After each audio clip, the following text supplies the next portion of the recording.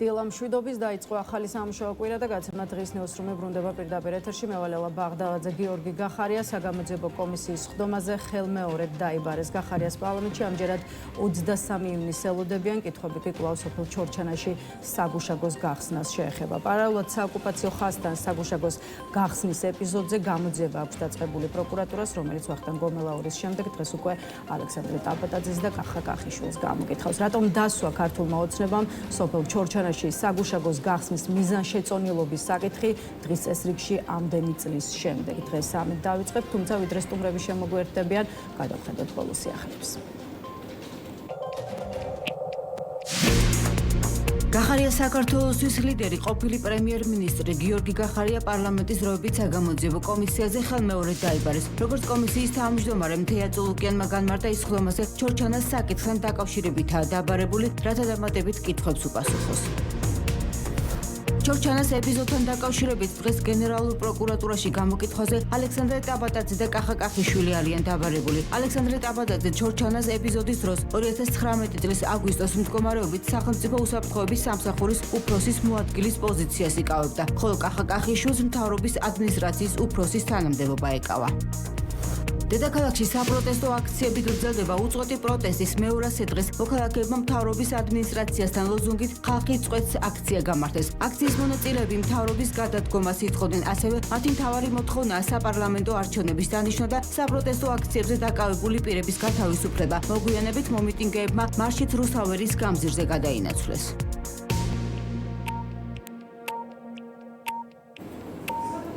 მაშასა ეს არის დღის ნიუსრუმი. კიდევ ერთხელ მოგესალმებით და წარმოგიდგენთ ჩვენს პირველ სტუმარს, პარტია გახარია საქართველოსთვის ერთ-ერთი ლიდერი გიორგი შარაშიძეა ჩვენთან ერთად. გამარჯობა ბატონ გიორგი და მადლობა რომ გვესწრებთ. მოგესალმებით ყველა, მივესალმებ მაყურებელს. ბატონ გიორგი, თქვენ ყოფილი შინაგან საქმეთა მინისტრის და ყოფილი პრემიერის გიორგი გახარიას გუნდს წარმოადგენთ, ამიტომ რა თქმა უნდა ვიცხებთ 2019 წელს ჩორჩანაში საგუშაგოს გახსნის ეპიზოდთან დაკავშირებით პროკურატურაში მიმდინარე გამოძიებით.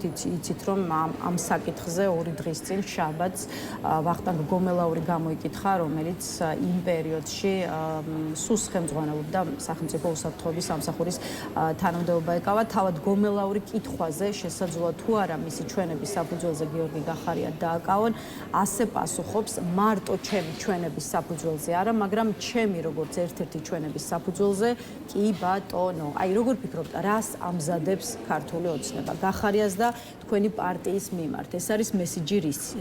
ლელა, მოგესალმებით. კიდევ ერთხელ მივესალმებით თქვენს აუდიტორიას. რა თქმა უნდა, ახლა ეს საქმე შედგება რამდენიმე ნაწილისგან და მოდი სათითაოდ ჩავშალოთ. პირველი ეს არის, რა თქმა უნდა, ოცნების შურისძიება, პერსონალური შურისძიება ბატონი გახარიას მიმართ. და რატომ არის ეს შურისძიება? პირველ რიგში, იმიტომ რომ მათთვის არასასურველი ასე ვთქვათ, გზა აირჩია ბატონმა გახარიამ და დღეს ის არის ოპოზიციაში. და დღეს გახარიას გუნდი, ახლა ჩვენ ალბათ ბოლო დროინდელ გუშინ გავრცელებულ კვლევებზეც გვექნება გადაცემა შემდეგ ნაწილში საუბარი და იქაც კარგად ჩანს, იქ რა თქმა უნდა უფრო დეტალურად ვისაუბროთ, მაგრამ ჩვენი გაზრდილი რეიტინგიდან გასაგებია რომ თავარი თავის ტკივილი და თავარი პრობლემა დღეს ოცნებისთვის არის სწორედ გახარია და მისი გუნდი. ამიტომ ეს საქმე უნდა შევაფასოთ, რა თქმა უნდა, როგორც პერსონალური შურისძიების მორიგი მცდელობა. ეს ერთი. მეორე, რა თქმა უნდა, ეს საქმე არის ოცნების მიერ არჩეული აი კაპიტულანტური პოლიტიკის მორიგი გაგრძელება. ეს ხომ არ არის ცალკე ამოგლეჯილი ეპიზოდი. ჩვენ კარგად გვახსოვს ივანიშვილის სამხრივი ბოდიშები ოკუპანტების მიმართ. კარგად ვხედავთ თუ რამდენად აზიანებენ ჩვენი ქვეყნის მთავარ მონოპოლარს, რაც არის ჩვენი სტრატეგიული საერთაშორისო პარტნიორების მზადყოფნა, რომ დაიცვან ჩვენი ქვეყნის დამოუკიდებლობა და სუვერენიტეტი. როგორ მოახერხეს ის, რომ ყველა ჩვენი საერთაშორისო პარტნიორი, ჩვენი მეგობარი მტრებად გამოაცხადეს და საქართველოს რეალურად დატოვეს იზოლაციაში და მარტო ჩვენი მთავარი მტრის რუსეთის წინააღმდეგ, აი ამ პოლიტიკის გაგრძელება გახდათ. ასე რომ ოცნება დღეს ცდილობს, ასე ვთქვათ, ცნობილი ქართული ამდაზე რომ გავიხსენოთ, 2 კურდღლის დაჭერას. ერთის მხრივ პერსონალურ შურისძიებას გიორგი გახარიაზე და მეორეს მხრივ იმ კრემლისთვის საამებელი პოლიტიკის ხომ არ არის გაგრძელებას. მესამე მიზეზიც, ესეც მინდა გითხოთ და ამ შემთხვევაში ეს მიზეზი უკავშირდება თუ არა ადგილობრივი თვითმმართველობის არჩევნებს და რატომ გეკითხებით ამას? სულ რამდენიმე წამში გეტყვით, იქამდე მაყურებლებს მინდა გავახსენო, რაზეა გამოძიება დაწყებული პროკურატურაში განმარტავენ, რომ ჩორჩანას ეპიზოდის შესწავლა საბოტაჟის უცხოეთის კონტროლს დაქვემდებარებული ორგანიზაციისთვის სტრულ საქმიანობაში დახმარების და საქართველოს კონსტიტუციური წყობილების წინააღმდეგ მიმართული საქმიანობისთვის ფინანსების მობილიზების ფაქტზე მიმდინარე გამოძიების ფარგლებში ხდება. ეხლა აღნიშნულ ფაქტზე შეგახსენებთ, რომ საგამოძიებო უწყებამ გამოძიება რამდენიმე თვის წინ ვატო შაქარაშვილის და ნანა კაკაბაძის ორგანიზაციის მიმართვის საფუძველზე დაიწყო. პროკურატურის ინფორმაციით გამოძიების ფარგლებში სხვა საკითხებთან ერთად ხდება სწორედ შესწავლა იმის, რა გადაწყვეტილებაც იქნა მიღებული 2019 წლის 24 აგვისტოს სოფელ ჩორჩანაში საოკუპაციო ხაზის გასწვრივ საგუშაგოს გახსნის თვალსაზრისით მაშინდელი შინაგან საქმეთა მინისტრის გიორგი კახარიას გადაწყვეტილების კონტექსტში.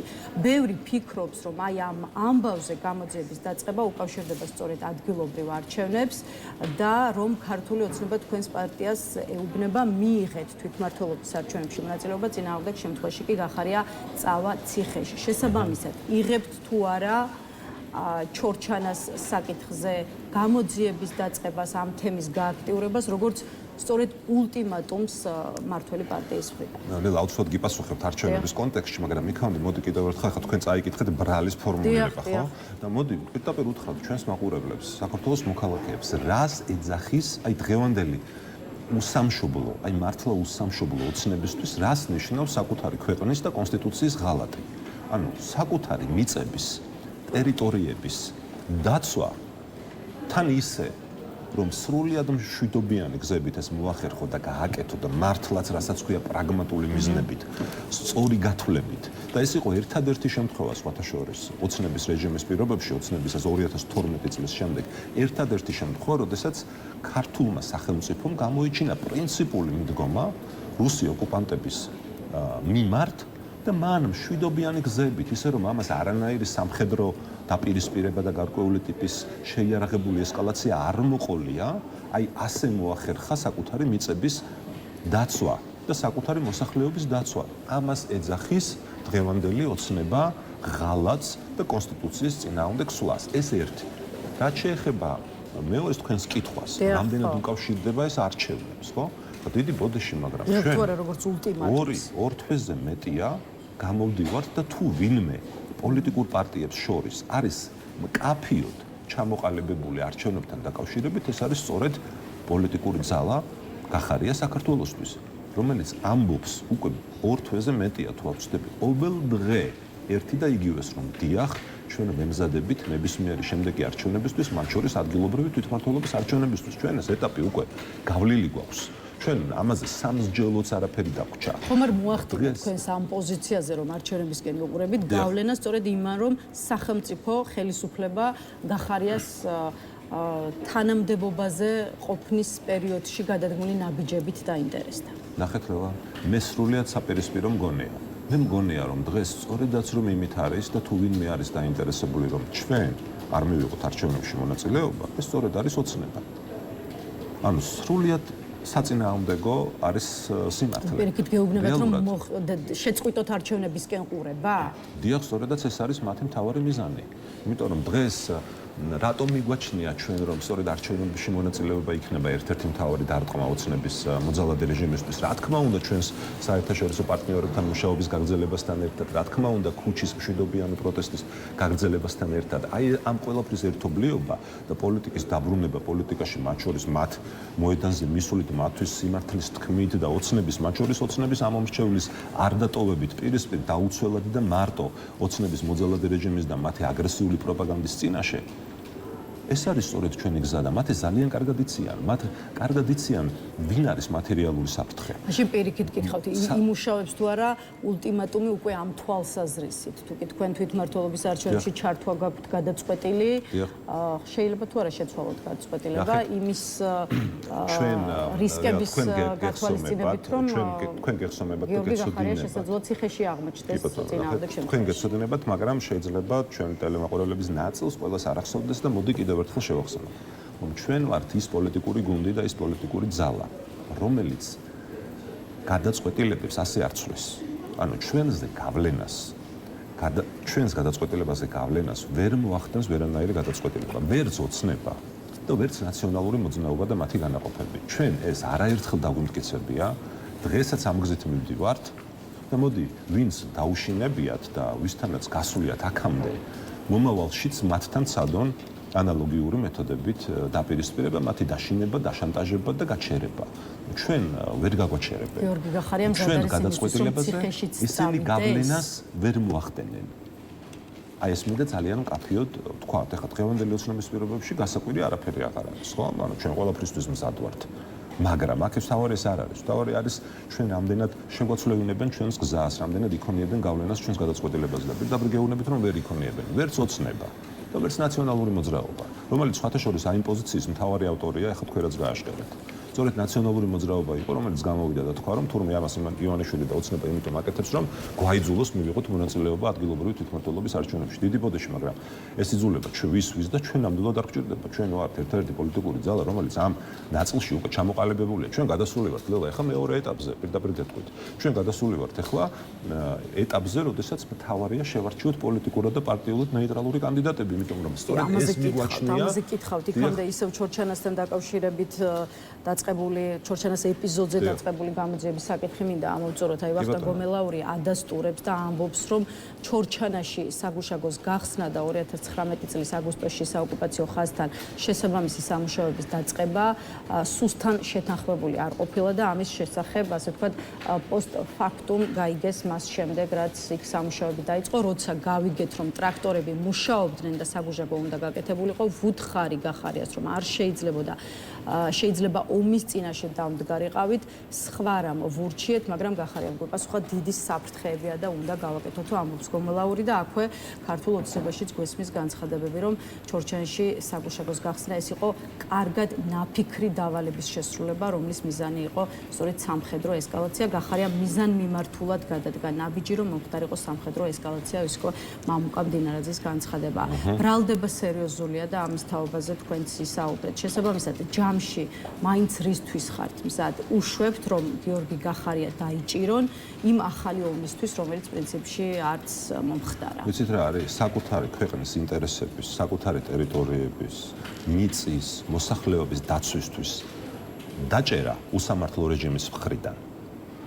ეს არავისთვის შემაშინებელი და შემაჩერებელი ფაქტორი არ იქნება და მით უფრო ისეთი პრინციპული, გამბედავი და პატრიოტი პოლიტიკოსისთვის, როგორც არის გიორგი გახარია, ეს ერთი.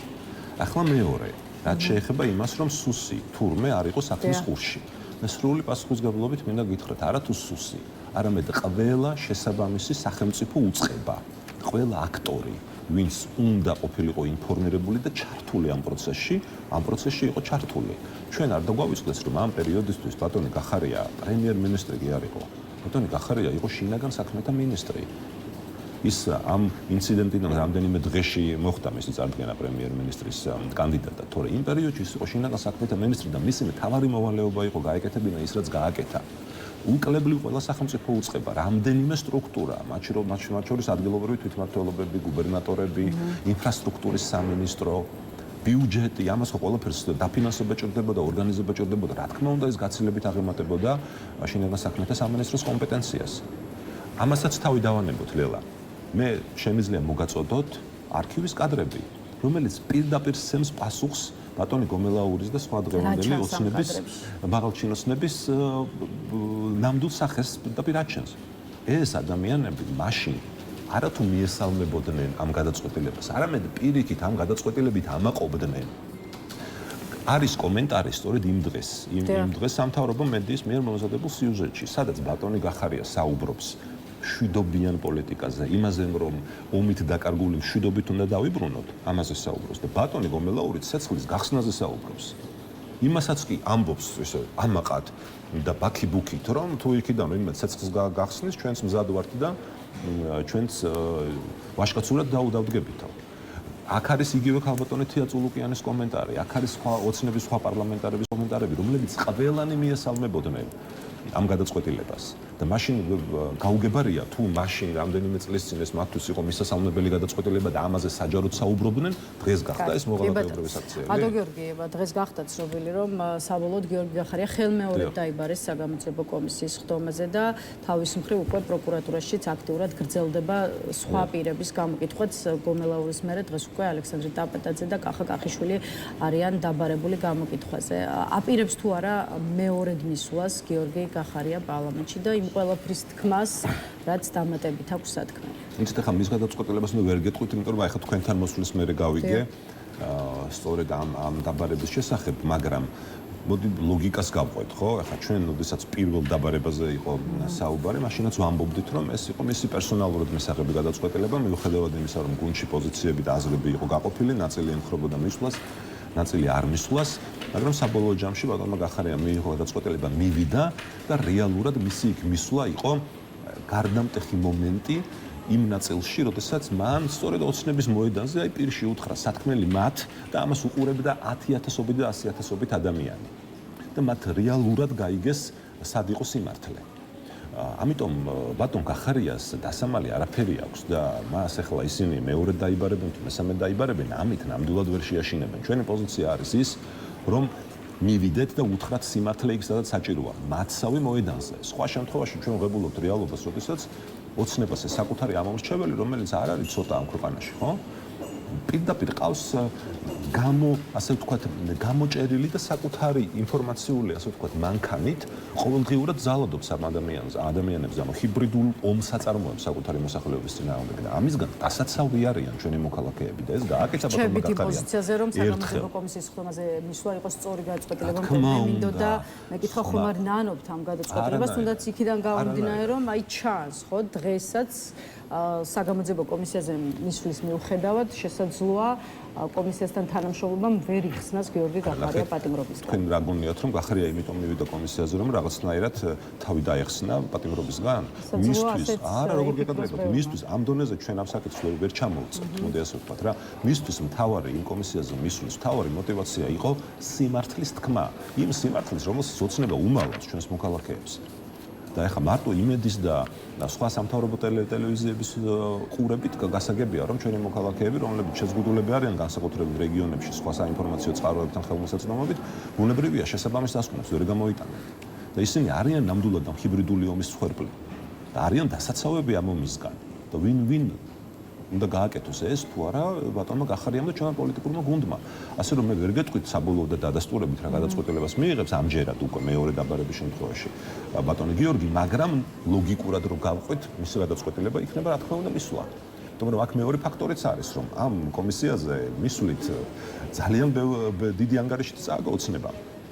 და რეალურად ახლა მათთვის ეს მორიგი ანგარიში სწორების და ერთგვარი შურისძიების ნაბიჯიც არის, რომ რაღაცა როგორც ფიქრობ რაღაცა უფრო კარგად მოემზადონ და უფრო კარგად შეუტიონ, მაგრამ დარწმუნებული ვარ ეს მათ არ გამოუვათ, რადგან სიმართლე არის ჩვენ მხარეს, სიმართლე არის ბატონი გიორგის მხარეს. ახლა კიდევ მეორე ადამიანი, რომელიც აღმოჩნდა ერთადერთი ყველაზე გაბედული პოლიტიკოსი, რომელიც გაბედა ლელა, აი გაბედა და მშვიდობიანი გზებით და სწორი გონივრული პოლიტიკით დაუპირისპირდა ოკუპანტებს და არ მისცა მათ საშუალება მცოცავი ოკუპაციის გაგრძელების, ამას ისინი რაცხავენ ღალატად კონსტიტუციის დარღვევად, როდესაც თვითონ ყოველდღიურად ღალატობენ ჩვენი ქვეყნის ეროვნულ ინტერესებს და მათ შორის ჩვენი ქვეყნის კონსტიტუციას. ბუნებრივია ამ ბრძოლაში ჩვენ უკვე ვართ გამარჯვებულები, რადგან საქმე ეხება საკუთარი ტერიტორიების დაცვას.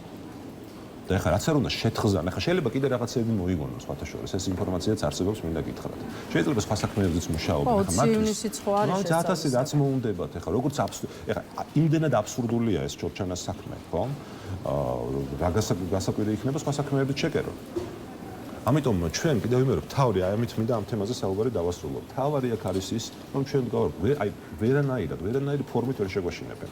რაც არ უნდა გააკეთოთ. ვერც კომისიაზე დაბარებით, ვერც პროკურატურაში დაბარებით. ბატონ გიორგი, ადგილობრივ არჩევნებსაც დაუდგეთ რამდენიმე წუთი და მე უკვე აი სოციოლოგიური გამოკითხვის შედეგები, რომელიც გუშინ გასაჯაროვდა ადგილობრივ არჩევნებს რაც შეეხება, ხომ მაყურებელმა იცის, რომ თქვენი პარტია იყურება მუნიციპალური არჩევნებისგან, თუმცა მაინც საბოლოო გადაწყვეტილების მოლოდინში. ხა გასულ კვირას თქვენს პარტიაში უკვე ასეთი განცხადება გაკეთდა, ციტატა, ბოიკოტზე დისკუსიების ეტაპი უკვე გავლილი გვაქვს. ახლა ჩვენი მთავარი ამოცანა ნეიტრალურ არაპარტიულ კანდიდატებზე მსჯელობა. მცდელობა ამ ეტაპზე ვართ და უკან დაბრუნებას არ ვაპირებთ. აი მაგალითად ანა ბუჩუპურმა თქვა ეს ყველაფერი. ეს რამდენად ნიშნავს იმას, რომ ერთვებით მუნიციპალურ არჩევნებში და ეს უკვე არის გადაწყვეტილი.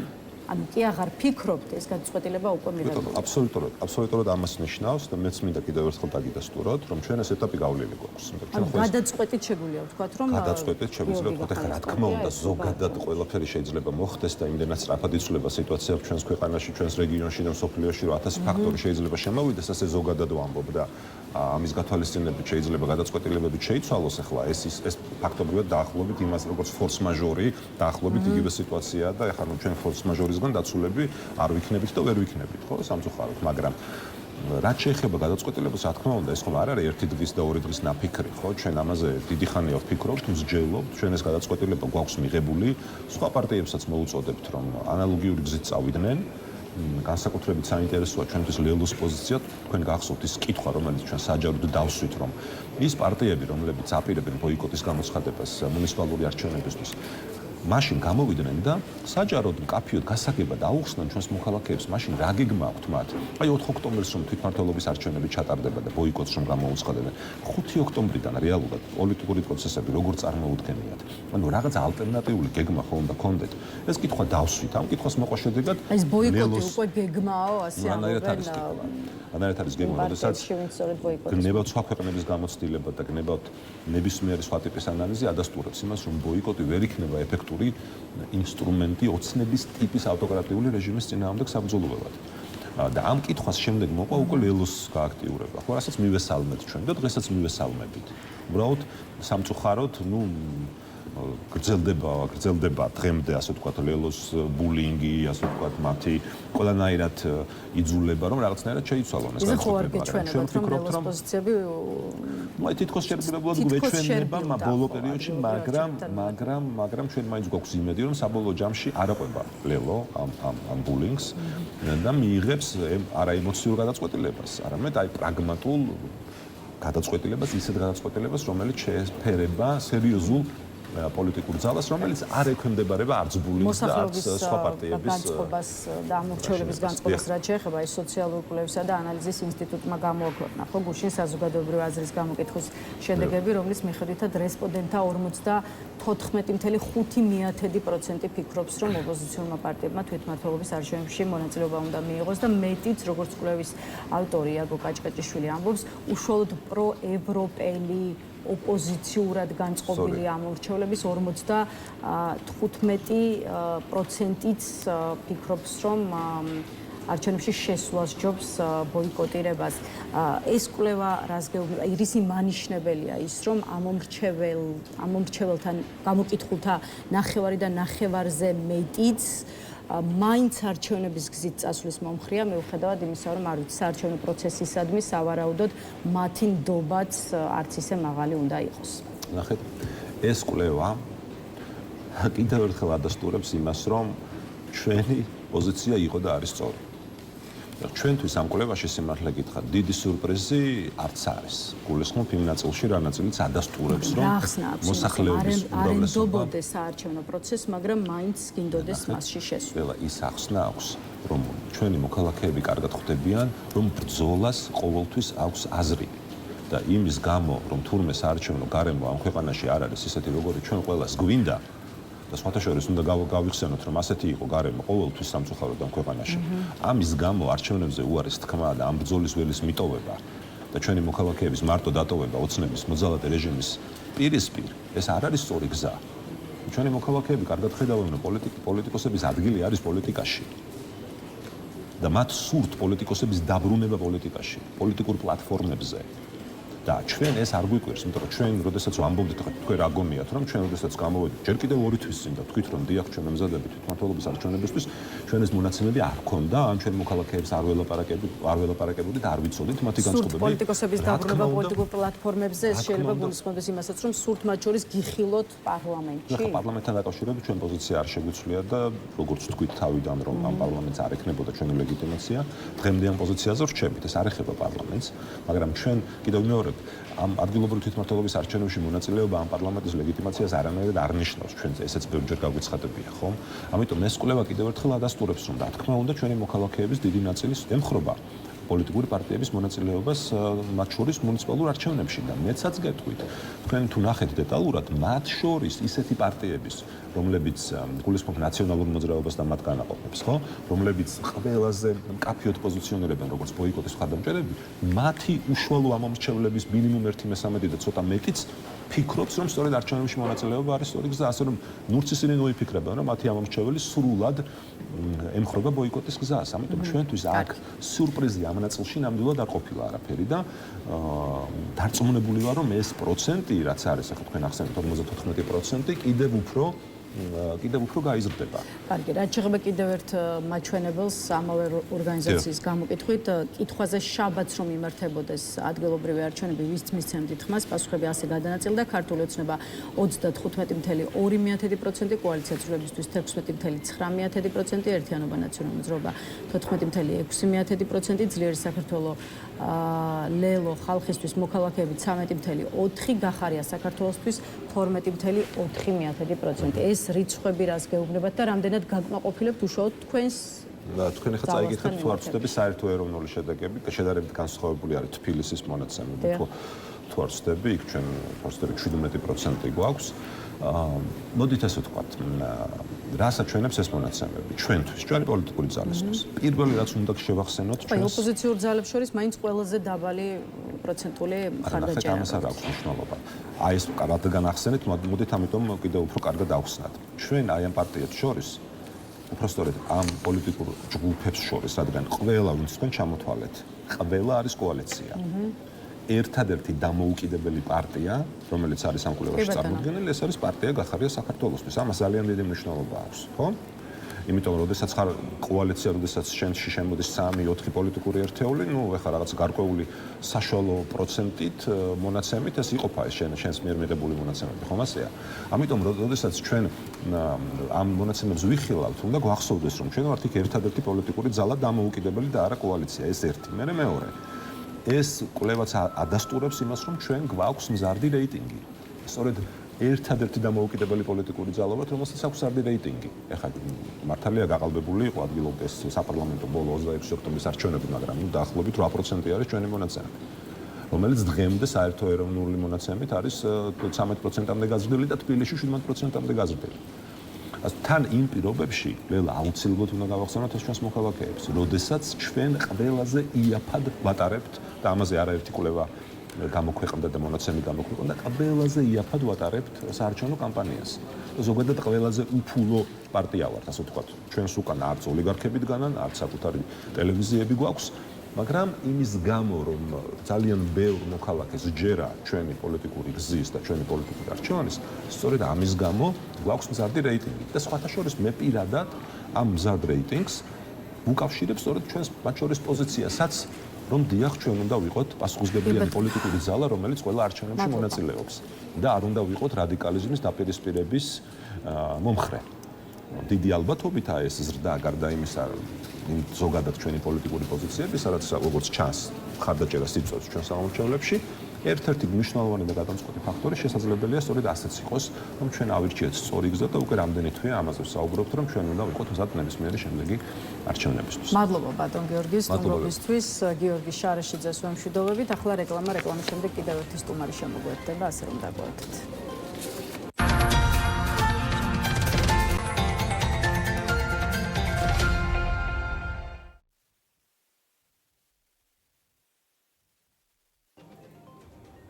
მაშასე რეკლამა დასრულებულია, ვბრუნდებით პირდაპირ ეთერში და ვაგრძელებთ ქართული თუ მსოფლიო პოლიტიკური პერიპეტიების მიმოხილვას კიდევ ერთ სტუმართან ერთად პარტია ევროპელი დემოკრატების პოლიტსაბჭოს თავმჯდომარე, საქართველოს საგარეო საქმეთა მინისტრის ყოფილი მოადგილე ნიკოლოზ ვაშაკიძეა ჩვენთან ერთად. გამარჯობა ბატონ ნიკოლოზ და მადლობა რომ შემოგვერთით. ბატონ ნიკოლოზ, ვიდრე საქართველოსთან დაკავშირებულ საკითხებზე ვისაუბრებდეთ, მოდით გლობალური პოლიტიკით დავიწყოთ. რამდენიმე დღეა მსოფლიო ყურადღება ისრაელ-ირანს შორის მიმდინარე საომარი მოქმედებებისკენაა მიმართული. რაკეტებით იერიშები გრძელდება, მსხვერპლი იზრდება, კვლავ დახურული რჩება ისრაელის და ირანის საჰაერო სივრცეები, ამიტომ ეს თემა არ კარგავს აქტუალურობას. პირველ რიგში, რა რისკებს ქმნის ისრაელ-ირანს შორის მიმდინარე ომი არა მხოლოდ რეგიონისთვის, არამედ მთლიანად მსოფლიოსთვის?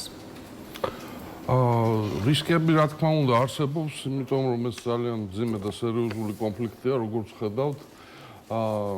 თავარი ალბათ სარისკო ყოველთვის ასეთი ტიპის კონფლიქტებში მდგომარეობს ის, რომ მაღალი ალბათობით ისინი აცდებიან ხოლმე წინასწარ დაგეგმილ სცენარს და ესე იგი გეგმებს და შემდეგ უკვე რაღაც უმართავი და არაპროგნოზირებადი პროცესები შეიძლება დაიწყოს. რა თქმა უნდა, აი ამის პოტენციალი ამ კონფლიქტსაც გააჩნია და იმ შემთხვევაში თუ ესე იგი კონტროლის დაკარგვა დაიწყოს სიტუაციამ, ეს რეგიონალურადაც და გლობალურადაც პრობლემებს შექმნის. ჩვენ რა თქმა უნდა, პირველ რიგში რეგიონის პრობლემები გვაწუხებს. აქ ბევრი პოლიტიკური მომენტი შეგვიძლია აღვნიშნოთ, მაგრამ მთავარი არის თუ კონფლიქტის ესკალაცია მოხდა სერიოზული და ამ გრევამ და სამომარმა მოქმედებებმა ირანის ტერიტორიაზე უფრო მასშტაბური ხასიათი შეეძინა, რა თქმა უნდა, იარსებებს ჩვენს რეგიონში დიდი რაოდენობით ტოლღთა მასის შემოსვლის საფრთხე. და რა თქმა უნდა, ძალიან გვინდა ყველას რომ ეს არ მოხდეს და იმედს ვიტოვებ. აი რისკი იმის რომ არსებულ სცენაზე კონტროლის დაკარგვა მოხდეს მაღალია, აი რამდენად არის მაღალი საფრთხე იმის რომ არაპროგნოზირებადი გახდეს სიტუაცია. ხო, ანუ ამ ტიპის კონფლიქტებში ასეთი რისკი ყოველთვის არსებობს და შესაბამისად ამ შემთხვევაშიც ეს არის.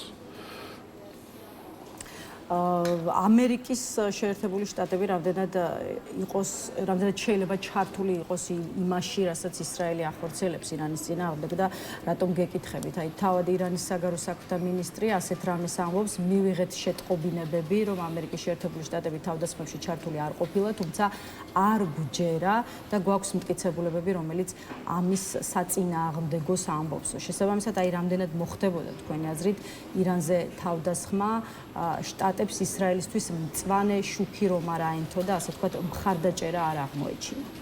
ამხელა მასშტაბურ ოპერაციას ისრაელი ამერიკის შეერთებულ შტატებთან შეთანხმების გარეშე ვერ გააკეთებდა და პრინციპში თვითონ ირანული მხარის პრეტენზია ამერიკის შეერთებული შტატების მიმართ ამაში მდგომარეობს, რომ მათ მშვენივრად ესმით, რომ ასე იგი ამერიკის შეერთებულმა შტატებმა ეს ოპერაცია ისრაელს არ დაუბლოკა.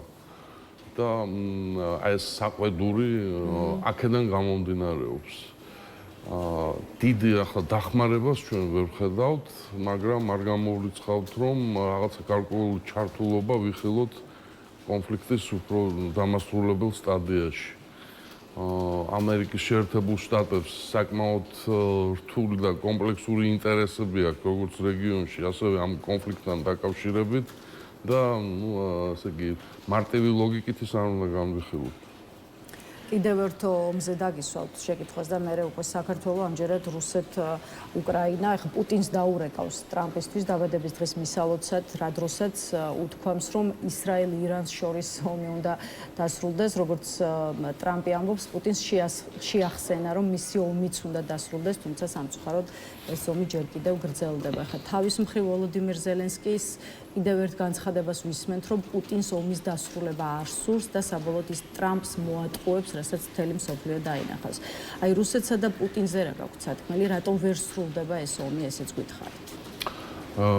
იმიტომ რომ მხარეებს ამ ომში იმდენად ურთიერთგამომრიცხავი მიზნები აქვთ, რომ სამშვიდობო შეთანხმებისთვის საკმარისი სივრცის მოძებნა პრაქტიკულად შეუძლებელია. და ეს გამოჩნდა მიუხედავად ესე იგი მსოფლიოს უმსხვილესი ქვეყნის და მისი პრეზიდენტის პირადი და თავიდან ძალიან ოპტიმისტური ჩარევისა და იმ ესე იგი რწმუნებებისა, რომ ამ კონფლიქტს მალევე მოაგვარებენ, ეს ვერ მოხერხდა. აქედან გამომდინარე მე ჩვენ ვიცით რომ უკვე ამერიკის შეერთებული შტატების ოფიციალურმა პირებმა თანდათან როდესაც უკვე ჩიხში შესვლა დაიწყო ამ ამერიკის შეერთებული შტატების შუამავლობით ინიცირებულმა პროცესმა და უკვე დაიწყეს გაჟღერება იმისი რომ თუ არ გამოდის ჩვენ გავაკეთეთ ყველაფერი რაც შეგვეძლო და მაშინ მხარეებმა იომონ და ასე შემდეგ. ასე რომ ეს კონფლიქტი გაგრძელდება მანამდე, სანამ კაფეო და ნათელი არ გახდება, რომ ერთ-ერთმა მხარემ გარანტირებულად დაკარგა უნარი და შესაძლებლობა თავისი მიზნების, ასე იგი, მაქსიმუმის მიღწევისა და იძულებული გახდება რაღაც სერიოზულ დათმობებზე წავიდეს. და ეს როგორც ხედავთ, ახლო მომავალში ალბათ არ მოხდება. აქ სხვადასხვა ტიპის პროგნოზები კეთდება, ბევრი ამბობს, რომ წლის ბოლომდე შეიძლება ეს მოხდეს, მაგრამ იცით რა არის, მე უკვე საკმაოდ ნაკლები ნდობით უყურებ ამისთან განცხადებებს.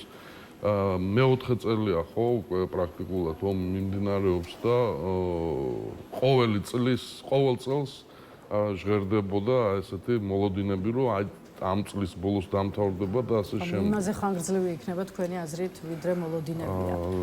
არ არის გამორიცხული, რომ ხო ეს ომი კიდე გაგრძელდეს საკმაოდ ხანგრძლივი პერიოდით და იმასაც არ გამოურიცხავ, რომ შეიძლება მიღწეულ იქნას რაღაცა სამშვიდობო შეთანხმება და მე გარკვეული პერიოდის მერე ისევ განახლდეს. სამწუხაროდ აი ასეთ მძიმე პოტენციალს ეს კონფლიქტი შეიცავს.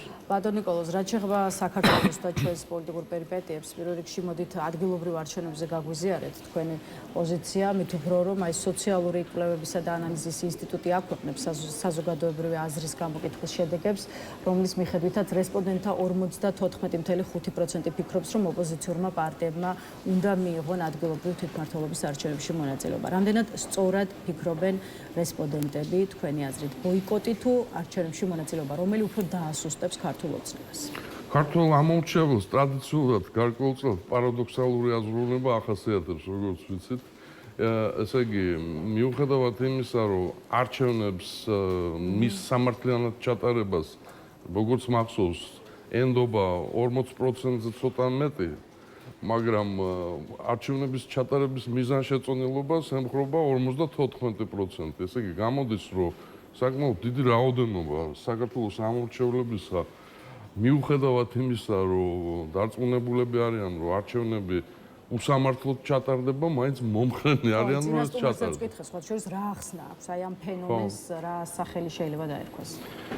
ეს ახლა მე მგონი ცოტა უფრო ღრმა ფსიქოლოგიური და სოციოლოგიური კვლევების თემა, ზოგადად თავისებურებაა ცნობიერების ჩვენი მოსახლეობის გარკვეული ნაწილისა. ხშირად ჩვენი, ასე იგი, მოქალაქეების და ამორჩევლების გონებაში ხშირად თავსდება ურთიერთ არათავსებადი, ასე იგი, მიდგომები. როგორც ამ შემთხვევაში.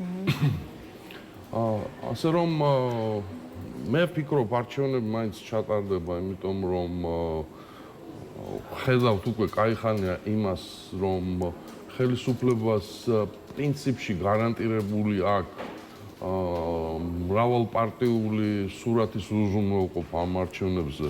იმ შემთხვევაშიც კი თუ რამდენიმე მსხვილი ოპოზიციური გაერთიანება ბოიკოტს გამოუცხადებს, თანაც ჩვენ ხედავთ, რომ ამ, ესე იგი, მსხვილ ოპოზიციურ გაერთიანებებშიც გარკვეული ნაწილი არც თუ ისე უმნიშვნელო პრინციპში გამოხატავს მზადყოფნას და სურვილს ამ არჩევნებში მონაწილეობას. თქვენი პარტია რა პოზიციაზეა? ჩვენი პარტია ამ არჩევნებში მონაწილეობას არ იღებს. მიზეზი და ამისკენ მოუწოდებთ სხვა პოლიტიკურ ძალებსაც? აი რა რჩევა გექნებოდათ მსხვილი ოპოზიციური მოთამაშეებისადმი? მე მოწოდებების თვალსაზრისით გაკეთებაში ახლა დიდ აზრს ვერ ვხედავ, ზუსტად იქიდან გამომდინარე, რაც მოგახსენეთ. რომ პრინციპში ქართულ ოცნებას პოლიტიკური მიზნის მიღწევა იმისი, რომ რაღაც გარკვეული სურათი დადოს, რომ არჩევნები მრავალპარტიულ საფუძველზე ჩატარდა, ეს უკვე გარანტირებული აქვს.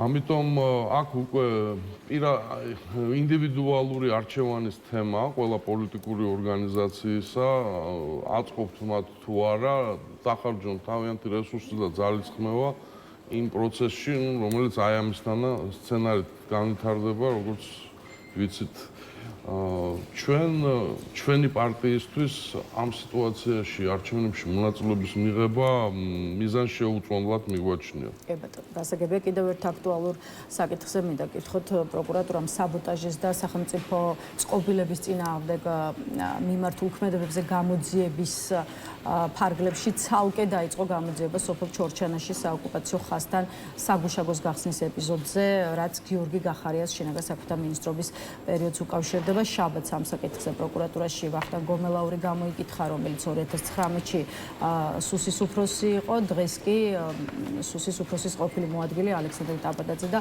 კახა კახიშვილი არიან საგამოძიებო უწყებაში გამოკითხვაზე დაბარებული, რომელიც თავის მხრივ მთავრობის ადმინისტრაციას ხელმძღვანელობდა იმ პერიოდში. აი რა ხდება, როგორ ფიქრობთ უკვე ამ თემასთან მიმართებაში, რატომ 6 წლის შემდეგ გახარიას წინააღმდეგ ჩორჩანას საგუშაგოსთან დაკავშირებული საკითხის დღის წესრიგში დაყენება?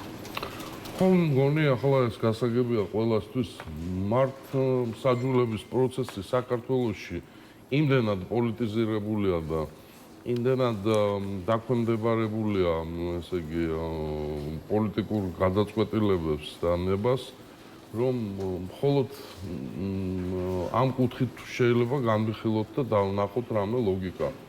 გამოდის რომ როდესაც 6 წლის მერე ახსენდებათ ეს ეპიზოდი, რომელიც თავის დროზე პროკურატურამ აბსოლუტურად უწყინარ და უმნიშვნელოდ ჩათვალა, ესე იგი ამის პოლიტიკური საჭიროება არსებობს დღეს და ეს საჭიროება არის ის, რომ სავარაუდოდ უნდა მოხდეს გასამართლება გიორგი გახარიას.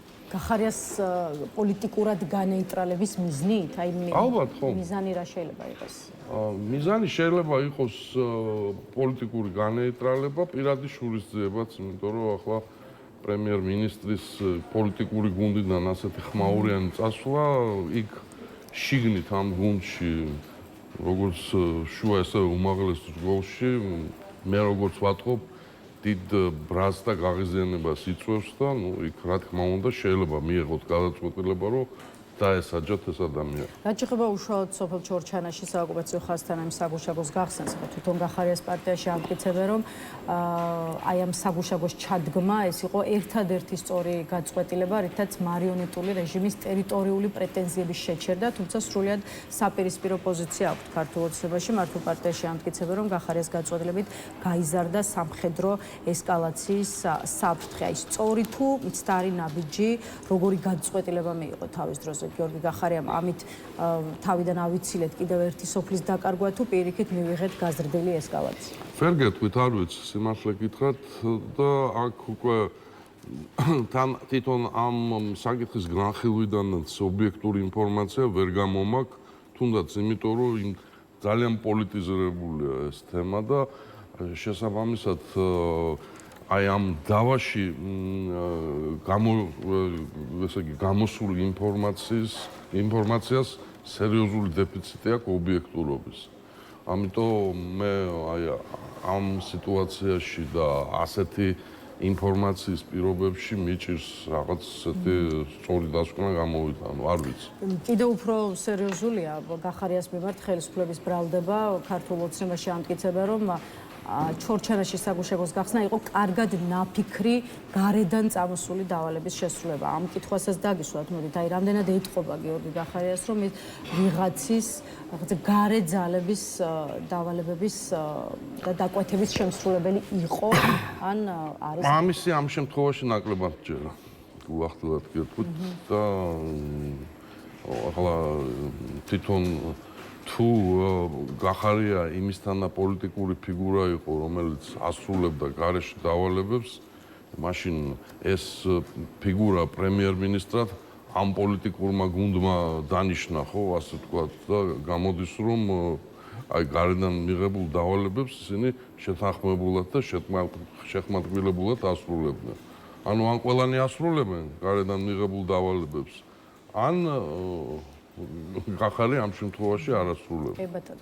ბატონ ნიკოლოზ, ბოლოს უკვე როგორც საგარეო საქმეთა მინისტრის ყოფილ მოადგილეს აუცილებლად უნდა გითხოთ, ისე ვერ გაგიშვებთ, საგარეო უწყებაში მიმდინარე რეორგანიზაციის პროცესებს, როგორც ცნობილია, ლიკვიდაცია შეეხო რამდენიმე ცენტრს და სამსახურს, თუმცა როგორც პერსონალურად საგარეო საქმეთა მინისტრი, ისე უშუალოდ უწყება აცხადებს, ეს გაუქმებული ცენტრები და სამსახურები ესე ვთქვათ, მათი ფუნქციები სხვა სამსახურებში გადადის და ამ თვალსაზრისით სანერვიულო არაფერია.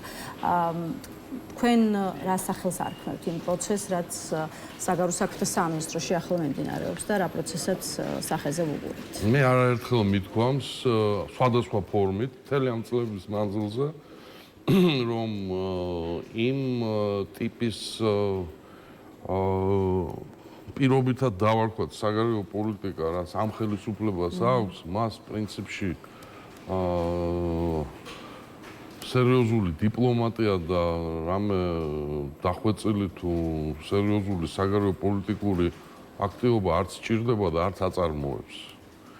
და აქედან გამომდინარე, მას პროფესიული და ძლიერი საგარეო უწყებაც არ ჭირდება და აქედან გამომდინარე ამ უწყების, რომელიც ერთ დროს იყო ერთ-ერთი სანიმუშო და უძლიერესი მსოფლიოში, ვიტყვი ამას პირდაპირ, როგორც ამ საკითხის მცოდნე ადამიანი, მიდის პერმანენტული ეროზია და დღეს ის პრაქტიკულად რაღაც დიდი პროტოკოლური უწყების დონემდე არის დასული. გავსებულია უამრავი არაპროფესიონალით და პარტიული თუ ნაციონალური ნიშნით, ესე იგი, მისული ადამიანებით, ძალიან უზარმაზარმა რაოდენობამ გამოცდილ პროფესიონალებისა ან დატოვა, ან დაატოვებინეს ეს სამსახური. მოკლედ ეს არის საცუდავი აჩრდილი იმისა, რაც ჰქონდა ადრე. მადლობა ბატონ ნიკოლოზ სტუმრობისთვის, დაგემშვიდობებით. ნიკოლოზ ვაშაკიძე პასუხობდა ჩვენს კითხვებს. დღის ნიუსრუმი ამით დასრულებულია. ერთმანეთს უკვე ხვალ 11-ზე შევხვდებით. ნახვამდის.